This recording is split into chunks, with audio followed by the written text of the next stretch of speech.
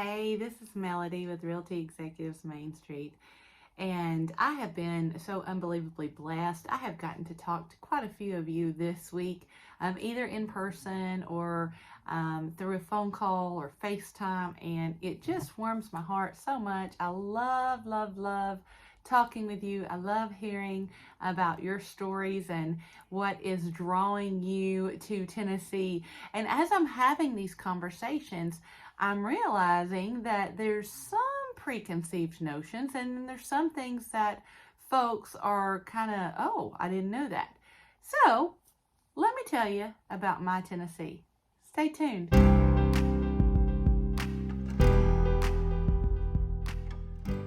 So first of all, a lot of people don't know this. Our weather changes several times throughout the week, sometimes several times throughout the day. For example, yesterday morning I was out showing some properties. It was about 32 degrees, cloudy, some little bit of spitting rain, and then the rain stops, it is still cloudy, then the sun comes out and the coats go away. And so when you are living here in East Tennessee, you need to be prepared for it all. You need to always have either an umbrella, sunglasses, maybe sunscreen, an eye scraper, because you could go through literally all of these different types of weather within a 24-hour period, but definitely several times a week. And it doesn't even matter what season it is. And that leads to another question. So someone asked me this week, Melody, what would you say are your rainiest times of the year? Well, you know, East Tennessee is always humid. We've always got moisture in the air. But I would say, and this is just my opinion, but I would say February and October. And you wouldn't really think of either one of those months as being the rainiest, but usually they are. Now, in the summer months, you know, June, July, it gets so hot and humid. We'll have these little pop-up showers. We'll have thunderstorms, but it doesn't rain for very long periods of time. It'll just be a little pop-up rain. It'll cool things off, and then it moves out of the way. But definitely February and October, I believe, are our rainiest months. Something else that you may not know about East Tennessee is we do have a lottery in the state. And we haven't had it, I can remember growing up, it wasn't around. And you know, of course, I'm 21, not really. But it hasn't been here for very long in relative times. But what that money is used for is to help with the Hope Scholarship and the Tennessee Promise Scholarship. And so if you'll check out the link above, you will see where I made a video about how those scholarships are very helpful if you have a high school student who is looking to go to either a trade school, a community college, or a college. It can drastically save you some money on that. But that is what the majority of our lottery funds go to. Another thing, so I'll tell you about my Tennessee, is the fact that you cannot go, I don't think, 10 miles anywhere in East Tennessee without running into a Dollar General store.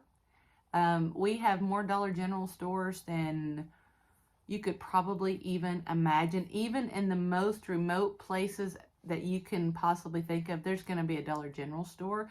So regardless of where you end up settling here, you may not, you may have to drive a little bit to a Walmart. You may have to drive a little bit, to a post office or a hospital, but you don't have to drive very far for a Dollar General, because there's going to be one, I would say, within a 10-mile radius. Another thing to keep in mind about East Tennessee is, we have Dolly, she's from here. And she does so many wonderful things for our state. And one of them is she has a program where if you have a child between the ages of 0 and 5, you can sign them up for her Imagination Library. Her organization will mail you a book in the mail every single month to your child until they turn 5 years old. It's a wonderful program. So if you're thinking about moving to Tennessee, definitely check out that program. Both of my kids had it, loved it, was wonderful. Still have some of those precious books, and now they're teenagers. So definitely something I want you to know about Tennessee. I get this question a lot. I'll have people who will see properties on whatever website they're looking at, and they'll say, "Hey, Melody, do you know what the altitude is of that location?" No, I have no idea. And so if that is something that is important to you, because we have all different kinds of elevation here in East Tennessee with our rolling hills and with our mountains. So if that is something that's important to you, I would definitely check out some of the geologic records of Tennessee, or go to tennessee.gov, tn.gov, and search that information there. That is not something that most real estate agents are going to know.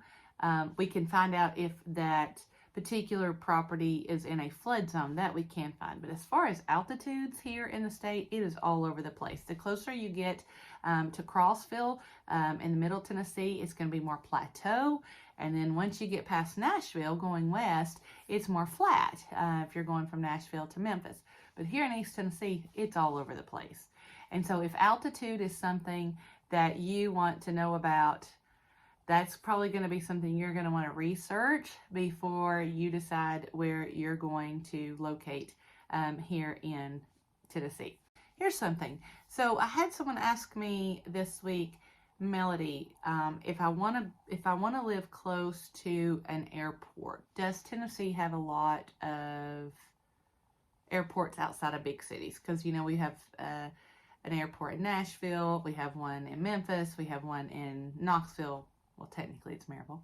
And then we have one in Chattanooga. But we don't really have any regional airports. We do have some smaller ones that are more for individuals who are taking flight lessons or for prop planes.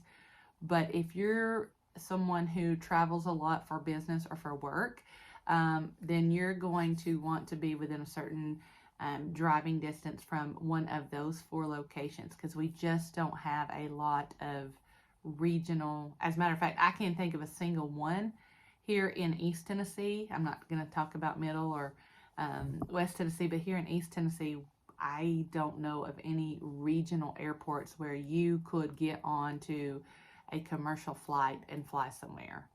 Some states have that. We don't have that here in Tennessee. As far as buses go, in a lot of the cities, there will be public transportation with buses.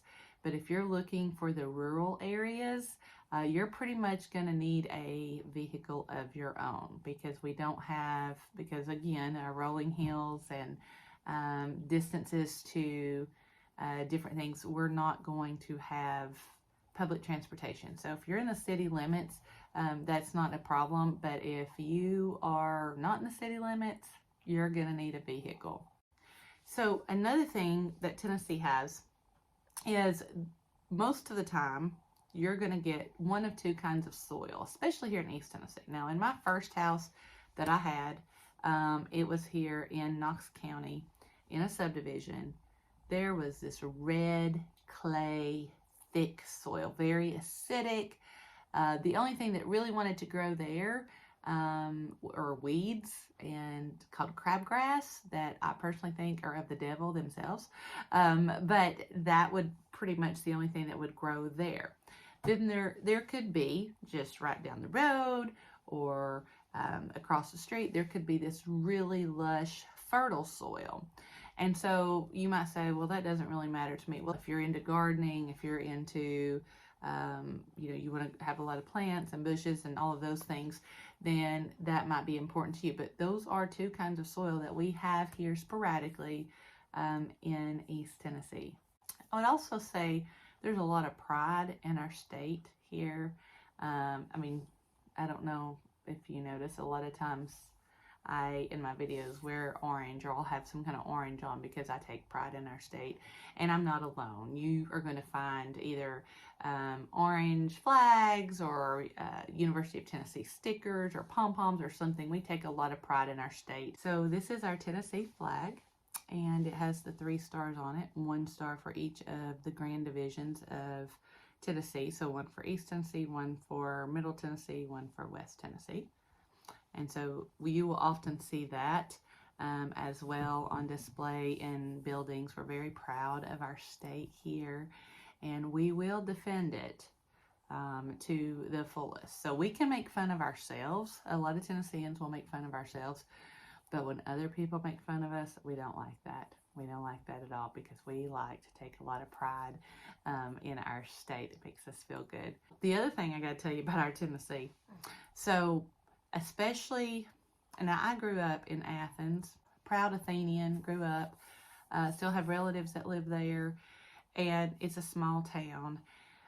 And there are towns out there that are even smaller than Athens. And one thing that a lot of people don't know about Tennessee is if there is a siren light of any kind, a siren sound, any kind of boom sound, your neighbors are going to ask about it. They're either going to call you, they're going to text you, they're going to post about it on social media. They want to know what that sound was from, what that siren was from. Do you know what's happening? And especially when there's weather events, they're going to ask, okay, is road 321 clear? Or did you hear that siren? That's just us. We're not trying to be nosy. We're not trying to get in people's business. But we're very, very curious people here in East Tennessee. So we want to know what's going on. We want to know what that boom sound was. It might have just been a car backfiring. It might be someone shooting fireworks, because sometimes that happens. But we want to know what it is. We want to know if the road is cleared, whether it's been a lot of rain or a lot of snow. We want to know that. We're very curious beings. And the last thing, and I've said this before in videos, and I'm going to say it again. So a lot of you, when you call me and you say, I want a property, I want no restrictions, I want to be able to do whatever I want to do with that property, I want you to really consider what that means, because your neighbor, your closest neighbor, even if you're living on 5 acres, your closest neighbor does not have to have those restrictions either. So that means that they can drive their hot rod car all hours of the night in front of your house, back and forth, back and forth. That means that they can have their blue heeler dog outside all hours of the night barking. That means that they can cut the tops off of the trees and let the branches hang down, and that's the first thing you see when you get out your driveway. They can do that too, because remember, there's no restrictions. So those are a few things about my Tennessee. If you have a question, please comment on this video. Reach out to me. I'll be glad to answer anything that I can for you. And more importantly, would you like this video? Would you drop me a message? If nothing else, just say hi. Let me know that you watched it. It warms my heart so much. And more specifically, if you're looking for real estate here in East Tennessee, I would be honored to help you. Feel free to contact me, email me, call me, text me. I'll be more than happy to talk with you. Until next time.